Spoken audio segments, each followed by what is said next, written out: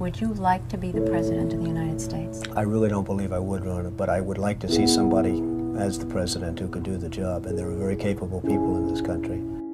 Why wouldn't you dedicate yourself to public service? Because I think it's a very mean life. I would love and I would dedicate my life to this country, but I see it as being a mean life, and I also see it as somebody with strong views and somebody with the kind of views that are maybe a little bit unpopular, which may be right, but may be unpopular, wouldn't necessarily have a chance of getting elected against somebody with no great brain but a big smile.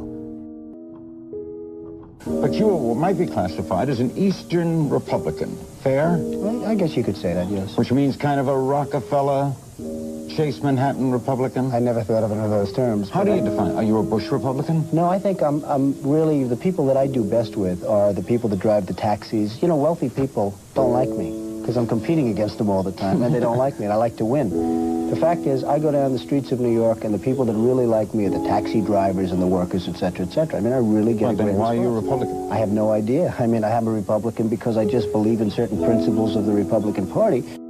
You have flirted with the idea of politics. Now you're here at your first national convention. Does that get you interested in possibly making the plunge? Now you have to tell me something. Who told you I flirted? Well, I didn't know that I flirted with. Well, you took out full-page ads in the New York Times to talk about your foreign policy. Some people would say... I do feel very strongly about the country. I love the country. You've become a role model in this country. The reason that your book sells, the reason that your board game sells, is because people are looking to leaders. People are looking for values, and you're one of the people. And it's no... You may dismiss it, but people are talking about, you know, Donald Trump for president. What they're really talking about is Donald Trump, show us the way. Well, be the true white hat. I'm, again, somebody that has a good instinct financially. I have had historically. I followed markets. I've been going the right direction, whether it's New York real estate or stocks or whatever. I know from a common sense financial standpoint that something has to burst. When a country is losing billions and billions and billions of dollars a year, and when other countries are making hundreds of billions of dollars, something is going to burst, and it's going to start here. I know it. It's a question of when. To me, it's not a question if, it's a question of when. And unless we're going to solve our problem, and the problem is caused by our allies, unless we're going to solve that problem, this country is in very, very big trouble. And I'm not talking recession kind of trouble, I'm talking depression kind of trouble.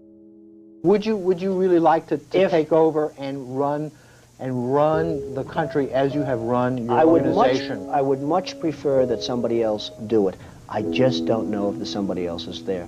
I don't know if we have the kind of advocate that you need. We need major surgery. This country needs major surgery. Are you the surgeon? I think I do a fantastic job, but I really would prefer not doing it. Are you saying you will take it only if drafted? No, I'm not saying that. I'm saying that I hope that somebody comes along who can be an advocate, and I think that somebody will be so popular, But you haven't seen it. He or she will be the most, but I don't see it now. I wish that person were there. But again, I do know one thing. It's not a question. This country is losing hundreds of billions. It's not a question if, it's a question when. I have never understood how this is possible. I have never understood how somebody throughout this country didn't sue the United States government and have that overturned. I mean, you had people, investors, investing over a 10-year period for under a set of conditions. And this is, as I was talking before, playing the game. We're all playing by a certain set of rules. The rules were changed for the government, but they weren't changed for us. I mean, it was an incredible circumstance that happened. And people went bust by the hundreds of thousands. And I hope you weren't one of them in terms of that, but obviously you know a lot of people that were. They changed the rules on taxes. And you have some incredible situations where people guaranteed personally a stream of payments to be paid over a 10-year period based on a stream of tax benefits for perhaps a very good job, like a low-income housing development. Nothing wrong with that, a very positive thing. And after 2 years, they got wiped out with the taxes, and yet they still owed all of this money. And many of these people, most of these people, had to declare bankruptcy. They couldn't pay it.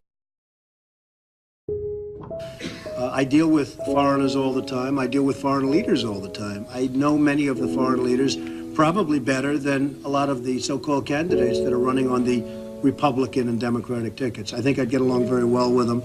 And I think you'd have a lot less gridlock in Washington if I decide to do this and if I won.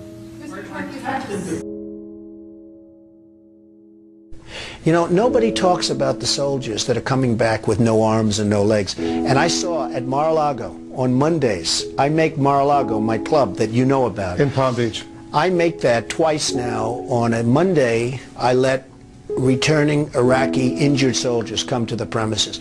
The most beautiful people I've ever seen, but they're missing arms and legs. They're with their wives, sometimes they're with their girlfriends, and the tears are coming down the faces of these people.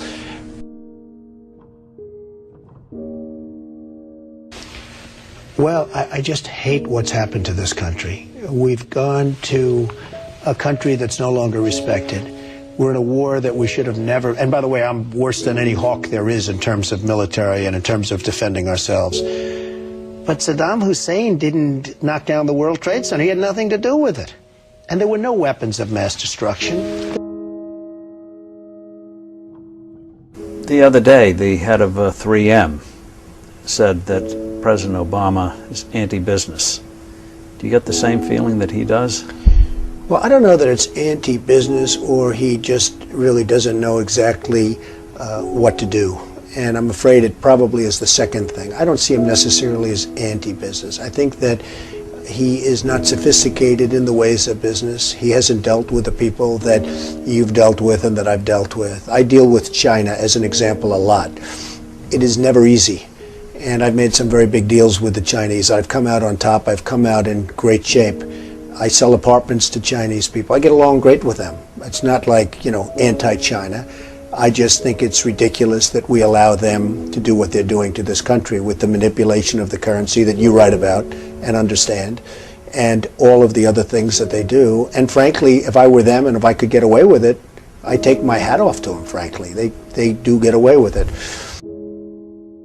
And I hire companies all the time, and it's so hard for our companies to compete against Chinese companies. I mean, these companies have such an advantage, whether it's glass for a curtain wall or whether it's, and you use the term because you know what's happened, sheetrock. I mean, they used to give us sheetrock, just give it.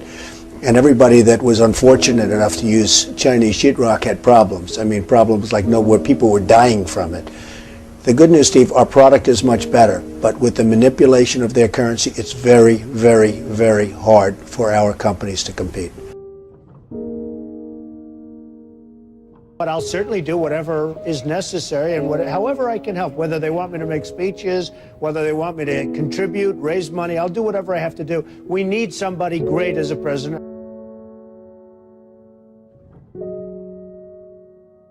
I know that you were mentioning that Aaron and I did a kind of an interesting video not that long ago in August about how things have fallen apart. But at that point, the only people who were saying it were us and you. I was saying it a long time ago. And frankly, they're talking about 50 basis points. I think you should drop it a point, a full, solid 100 basis points, and just sit back and see. And I was actually looking at somebody, a gentleman from Goldman Sachs was saying 175. Right. So that's going to be interesting. But I think that's ultimately going to be happy. And it would be nice if Ben could get now ahead of the curve instead of always being behind the curve. He's behind the curve. Say what you want about Alan Greenspan. He was always slightly ahead of the curve. Right. And that was always brilliant. And he had this incredible reputation.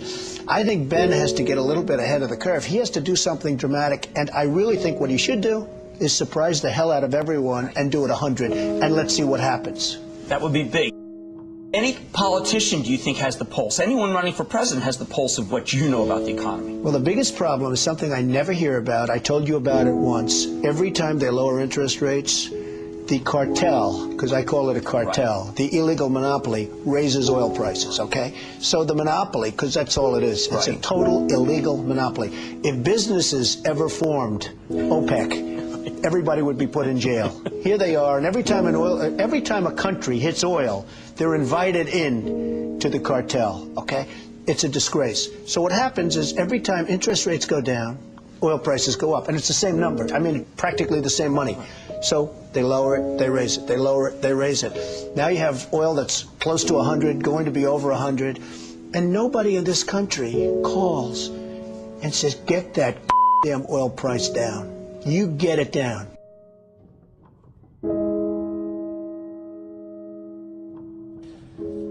have to tell you that our country is in serious, serious trouble. We owe $17 trillion our debt. How do you pay off 17 trillion? Nobody ever heard the expression a number of years ago. The word trillion. We have debt that's beyond belief. We have deficits that nobody can even comprehend. China, which I've been talking about for the last 5 years, yesterday, right in our face, they just devalued their currency. Now, for those that don't understand devaluation, what they're basically doing is saying, we're really ripping you big league. Nobody's ever done it better than us, but now we're going to really do it again.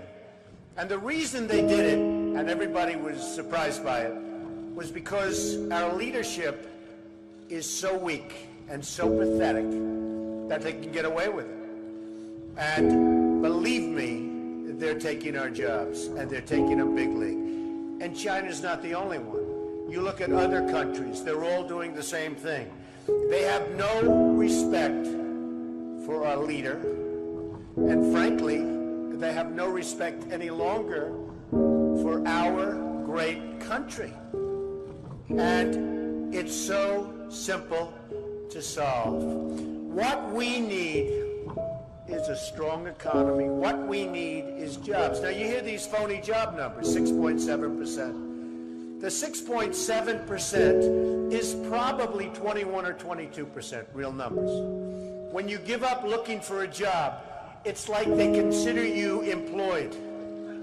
It's amazing. They changed this. You know, in the old days, if you had people that couldn't find work, they couldn't find work. Today, such a huge number. Now you look at what's going on with Afghanistan. You have Karzai that's treating our president like he doesn't even exist. So they make a deal, and I'm not advocating stay, because frankly, I want to build this country. I want to build these schools. I don't want to build a school in Afghanistan, a road going to the school, watch it get built up and then blown up 4 times, and they keep rebuilding and rebuilding, and you go to Brooklyn, New York, and you can't have schools. You go to Iowa, you can't. You go to wherever you go, and you can't have schools. Because we don't have any money, because we're spending it in other places where, frankly, they don't want us, and I don't want them. And it's amazing.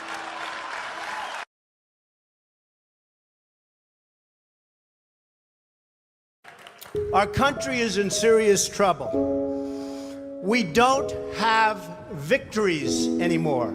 We used to have victories, but we don't have them. When was the last time anybody saw us beating, let's say, China in a trade deal?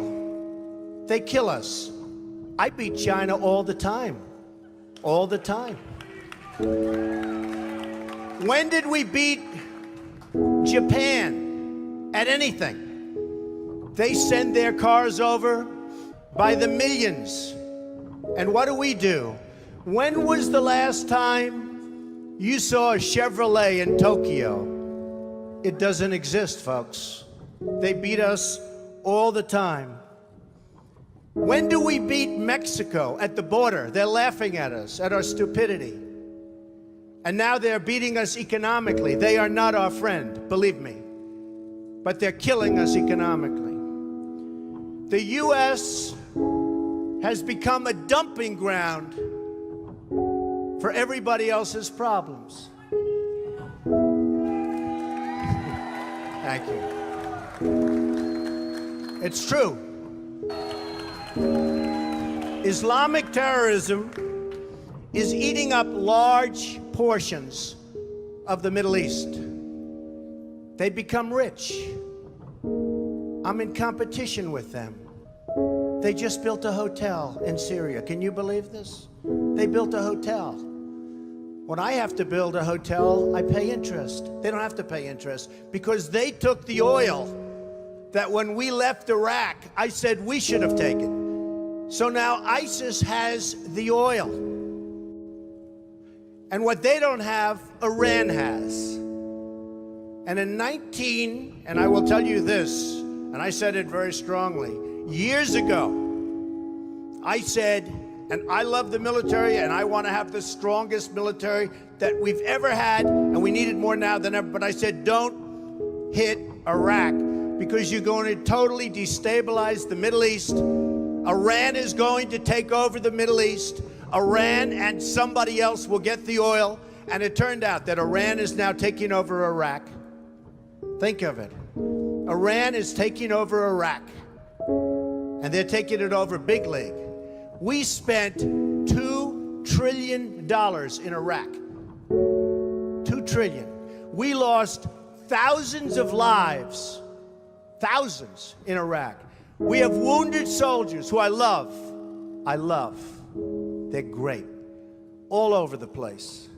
Thousands and thousands of wounded soldiers. And we have nothing. We can't even go there. We have nothing. And every time we give Iraq equipment, the first time a bullet goes off in the air, they leave it. Last week I read 2,300 Humvees. These are big vehicles were left behind for the enemy. 2,000, you would say maybe 2, maybe 4. 2,300 sophisticated vehicles they ran, and the enemy took them. You're right.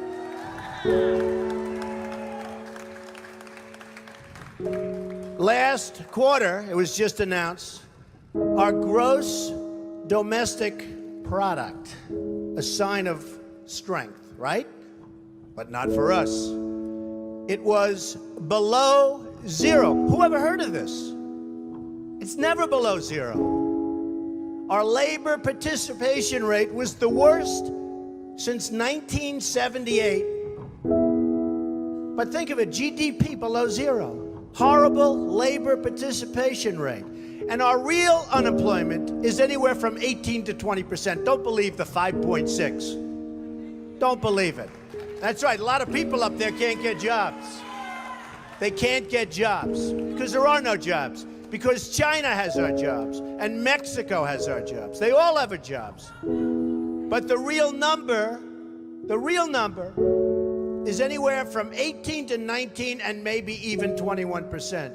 And nobody talks about it because it's a statistic that's full of nonsense.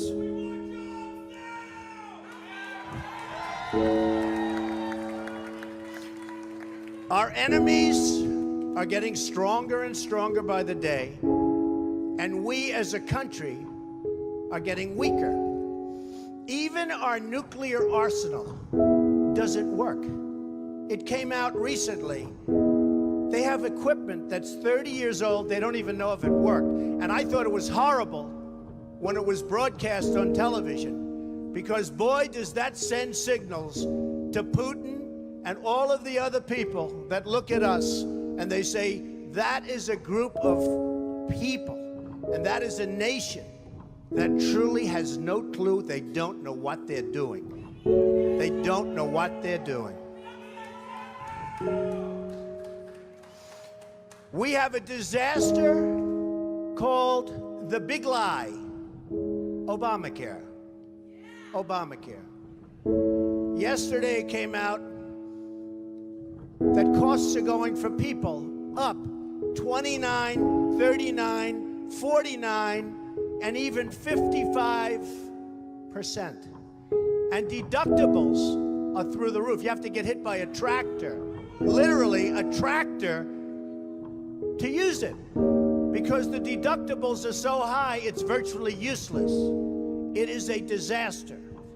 And remember the $5 billion website. $5 billion we spent on a website. And to this day, it doesn't work.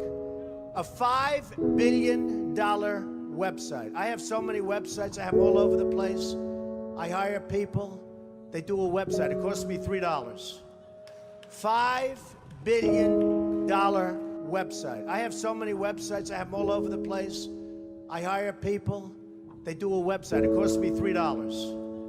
$5 billion website.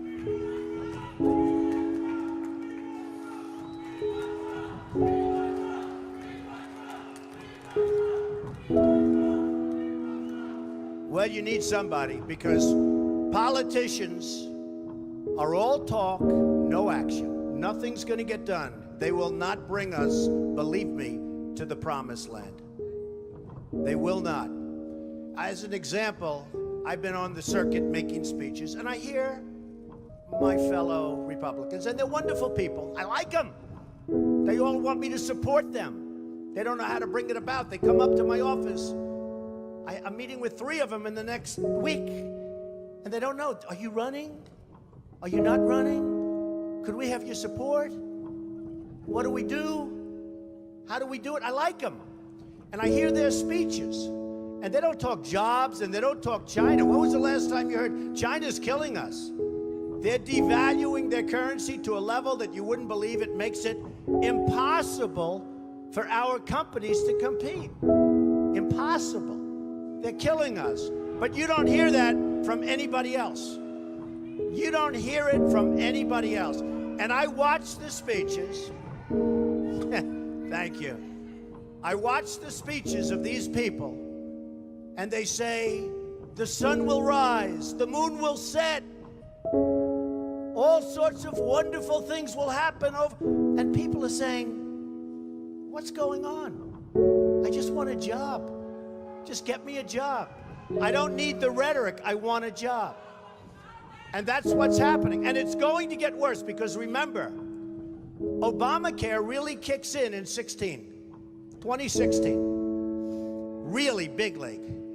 It is going to be amazingly destructive. Doctors are quitting. I have a friend who's a doctor, and he said to me the other day, Donald, I never saw anything like it. I have more accountants than I have nurses. It's a disaster. My patients are beside themselves. They had a plan that was good. They have no plan now. We have to repeal Obamacare, and it can be replaced. And it can be replaced with something much better for everybody. Let it be for everybody, but much better and much less expensive for people and for the government. And we can do it. So, I've watched the politicians. I've dealt with them all my life. If you can't make a good deal with a politician, then there's something wrong with you. You're certainly not very good. And that's what we have representing us. They will never make America great again. They don't even have a chance. They're controlled fully. They're controlled fully by the lobbyists, by the donors, and by the special interests, fully. They control them. Hey, I have lobbyists, I have to tell you. I have lobbyists that can produce anything for me. They're great. But you know what? It won't happen. It won't happen.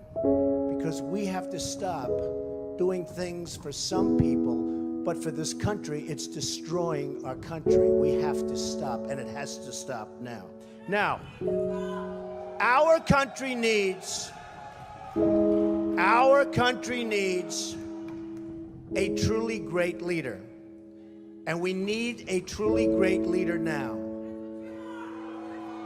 We need a leader that wrote The Art of the Deal. We need a leader that can bring back our jobs, can bring back our manufacturing, can bring back our military, can take care of our vets.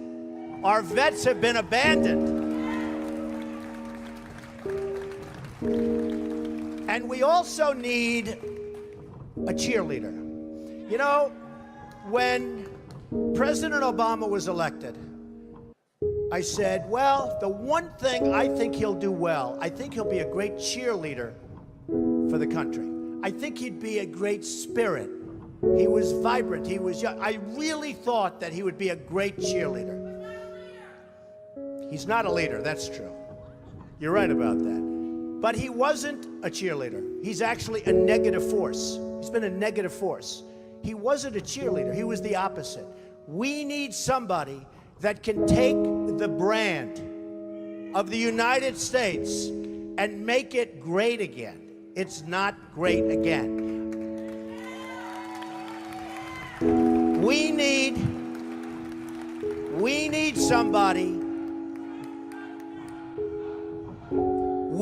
somebody that literally will take this country and make it great again. We can do that. And I will tell you, I love my life. I have a wonderful family. They're saying, Dad, you're going to do something that's going to be so tough. You know, all of my life I've heard that a truly successful person, a really, really successful person, and even modestly successful, cannot run for public office. Just can't happen. And yet that's the kind of mindset that you need to make this country great again. So, ladies and gentlemen, I am officially running for President of the United States, and we are going to make our country great again.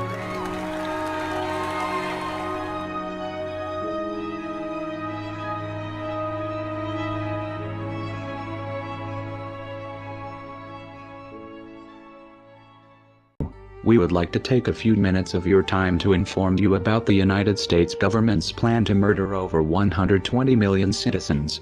We do not have enough time to let's see what his Secretary of State had to say after his actions killed over 500,000 children. We have heard that 500,000 children have died.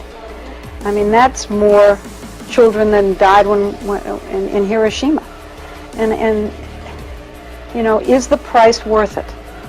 I think this is a very hard choice, but we think the price is worth it.